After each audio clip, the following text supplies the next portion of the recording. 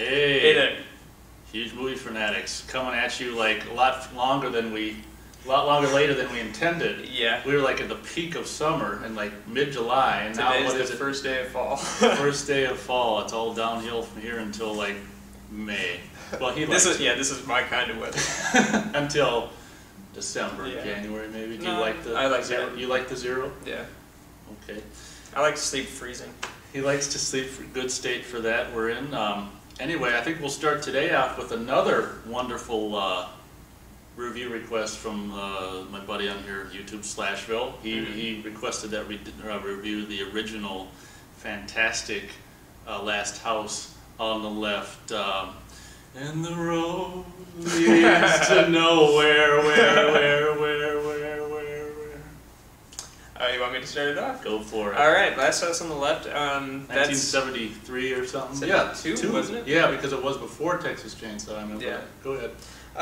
Last House on the Left. That one was one that I saw after a long time. I really wanted to see it, but my dad was like, "No, you probably shouldn't see that Until one." you're 30. Yeah, he really liked it, but he felt that it was a bit strong, and For a 5-year-old. I agree. So I haven't seen it until I was in high school. But it's an excellent movie with a but. Like, it's one of the hardest movies to watch. Like, to sit down and watch the movie and try to gain enjoyment from it is damn near impossible. You kind of feel guilty, or it's like, is this entertainment or? Yeah, and from listening to the commentary with Wes Craven, that is very much the point of the movie. The original title was Sex Crime of the Century, so if you haven't seen it, you should know right off the bat. It's about 2 horrible rapes. And they didn't rape the other one, did they? well, they made the 2 girls sort of rape each other. and piss themselves and humiliate. Oh yeah, right, piss themselves. Yeah, it's like, basically you spend about an hour watching these 2 girls get humiliated, and then you get the excellent payout at the end of what happens when people take revenge into their own hands, which is quite genius, and oddly enough kind of inspired both the end of A Nightmare on Elm Street and the Home Alone movies in a weird way. Wes Craven's early MacGyver. Yeah, there's a bunch of booby traps that are set up at the end to catch the killers, and it's quite that part is really fun to watch. Like, if you only watch that part, that is brilliant. But what I think really works with the movie is that the villains and the rape scenes themselves are shown to be so grotesque. And this is different than watching something like I Spit on Your Grave, which I did not like, where you spend a while watching this girl get humiliated, but it's sort of, they're trying to do it to make you feel like, yeah, get her, kind of thing, in a weird way. Whereas in this, like, during the rape scene, they're not focused on the actual rape portion of it. They're focused on the 2 faces, like the camera frame on, he has his face on her cheek. Oh man, that shot is just and nasty, it's just gross, and you're just seeing this guy go completely animal and disgusting. But it also, and they also have the lingering after shot where she just sort of walks off, and then he looks, he looks like he's just as humiliated as she is for what he's done, even though he's the one that did it. Not. Yeah, and like I thought that glimpses like that are sort of make the movie work in showing that it is disgusting and despicable, and these are horrible characters. Yet there's like some weird humanity to them that make you recognize that not only do you hate them, but they sort of hate themselves in their own way. When you brought that scene up with him afterwards, looking almost disgusted with himself, that scene immediately came to mind in David Hess's, which we can't even forget to mention. Is amazing. I like it, the music in the movie, and especially the song that plays. He laughs. We've got a little generation gap, so.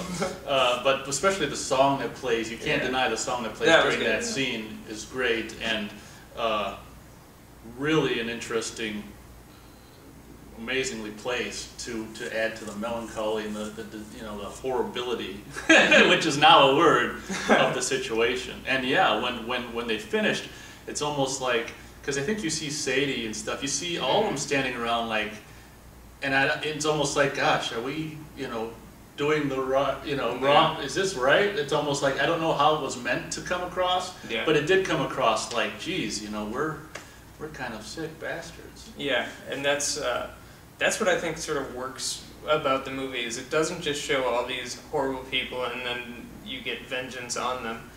You sort of see them as real people and just them recognizing that they're doing bad. And then you also have the character, I forget the son's name, what was his name? I don't know. Krug's son. Krug's son. Yeah. He doesn't know where he stands in the whole thing. He clearly knows that he doesn't want to side with his family of. But Krug's got him under his control with the addiction to the something. Yeah, it's narcotic. Yeah, it's a really useful tool in the movie that makes that work. Yeah. Otherwise, the viewer would be just like, yeah. What? So those elements make the movie watchable. It's still really, really hard to watch, and it's not one that you want to sit down like, it's Sunday, I want to watch Last House on the Left. Yeah, right. It's one that you pull out on rare occasions. Now I don't really watch the movie for the movie itself. I watch the movie for like the making ofs and stuff like that. Or if I want to have a Wes Craven day, I'll start with that because Wes Craven, we should talk. That was his first movie, and he went on and he revolutionized horror pretty much in every decade.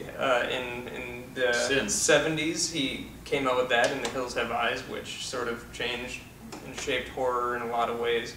Then in the 80s, he came out with Nightmare on Elm Street, which is one of the most iconic, if not the most iconic, horror movie villains of all time, most recognizable, certainly. And then in the 90s, he did the Scream franchise. And that, we've talked about, revolutionized and injected life into horror where there was none. In the mid-90s, when it was just like, futzing along, like, what are we doing? And let's change it. Why? Because, and it wasn't working as far as I was concerned. And then Wes Craven in '96 came back with something that took the original formula, which had worked so well, and then of course it worked so well again.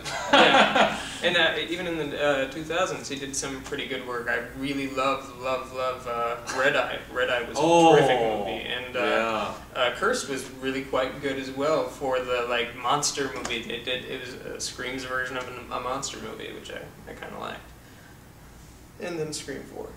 So that's five decades there. Yeah. And that he's really put out some pretty astonishing work, and he's one of the most well-respected, if not the most well-respected, horror filmmaker of modern times, if not of all time. I suppose Hitchcock probably beat him, but it's kind of hard to beat Hitchcock. Probably, yeah. But and also as a little anecdote there, I think Sean Cunningham had a part. Yeah, he produced it, and I think he did second unit directing too. Yeah, something like that. All I know he did second unit directing on Nightmare on Elm Street, I think. Uncredited though. Uncredited. Yeah. I need your help. That was basically what it was.